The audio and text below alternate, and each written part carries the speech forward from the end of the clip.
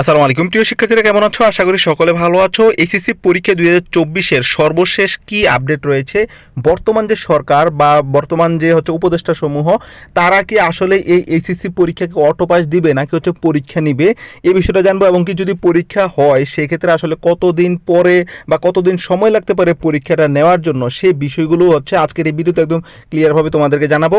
খুবই গুরুত্বপূর্ণ তথ্য থাকছে আজকের এই ভিডিওতে, তাই রিকোয়েস্ট করবো যে সম্পূর্ণ ভিডিওটি একটু মনোযোগ দিয়ে দেখার জন্য এবং দুই একটা বন্ধুর কাছে ভিডিওটা শেয়ার করে দেওয়ার জন্য।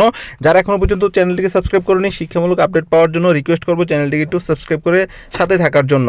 যাই হোক, আমরা দেখলাম যে গতকালকে এইচএসসি পরীক্ষা 2024 নিয়েও তারা যে বৈঠকটা হয়েছে সেটা নিয়ে কথা বলেছে এবং আরও অনেকগুলো গুরুত্বপূর্ণ তথ্য তারা দিয়েছেন এবং আরও অনেকগুলো গুরুত্বপূর্ণ বিষয় নিয়ে তারা বৈঠকে কথাবার্তা বলেছেন। তো এইচএসসি পরীক্ষার বিষয়ে যে বিষয়টা তারা কথাবার্তা বলেছেন এবং এটা নিয়ে কি আসলে ডিসিশন হচ্ছে, কবে নাগাদ আসলে পরীক্ষাটা নেওয়া যাবে, আসলে কি বাধা রয়েছে পরীক্ষাটা নেওয়ার ক্ষেত্রে, সেই বিষয়গুলো আজকের এই ভিডিওতে তোমাদেরকে জানাবো।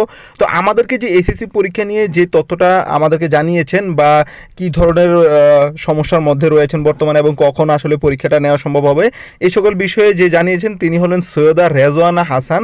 তিনি একজন উপদেষ্টা। এখন বর্তমানে কি করণীয় সেটাও তোমরা জানবা। তো এখানে উপদেষ্টা সমূহ বা উপদেষ্টারা যে বিষয়টা ক্লিয়ার করেছেন সেটা হলো যে বর্তমানে যে এইচএসসি পরীক্ষাটা নেওয়ার ক্ষেত্রে যে সবচেয়ে বড় ভূমিকাটা রাখে আইন শৃঙ্খলা বাহিনী।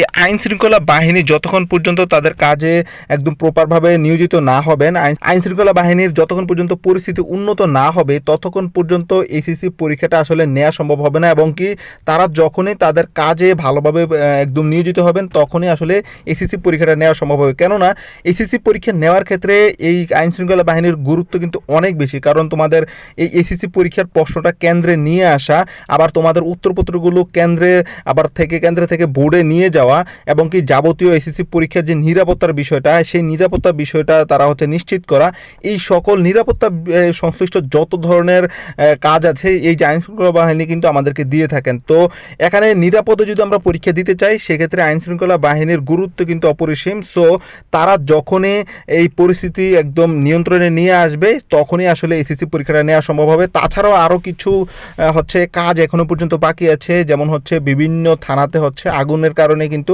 প্রশ্নপত্র এবং উত্তরপত্র কিন্তু পুড়ে গেছে। তো এই উত্তরপত্র এবং প্রশ্নপত্রগুলো আবার কালেক্ট করা, প্রশ্নগুলোকে আবার নতুনভাবে তৈরি করা, কেন্দ্রগুলোকে আবার রেডি করা, সাথে বোর্ডের যে কর্মকর্তারা এখন পর্যন্ত নেই এই কর্মকর্তার স্থানটাকে আবার ফিল আপ করা, কর্মকর্তাগুলোকে আবার সাজানো, সব কিছু বোর্ডের যে কমিটি যারা পরীক্ষা নিয়ন্ত্রণ করবে এই সকল যারা কমিটিতে থাকবেন, যারা পরিদর্শক থাকবেন তাদের আবার তালিকা বের করা, যাবতীয় সকল কিছু কিন্তু এখনো বাকি রয়ে গেছে। তো এইগুলো করতে আনুমানিক আরও 1.5 থেকে 2 মাস সময় লাগতে পারে পরীক্ষাটা নিতে। যদি সরকার খুব বেশি তোড়জোড় দেয় সেক্ষেত্রেও 1.5 মাসের মতো সময় লাগতে পারে তোমাদের এসএসসি পরীক্ষাটা নেওয়ার ক্ষেত্রে।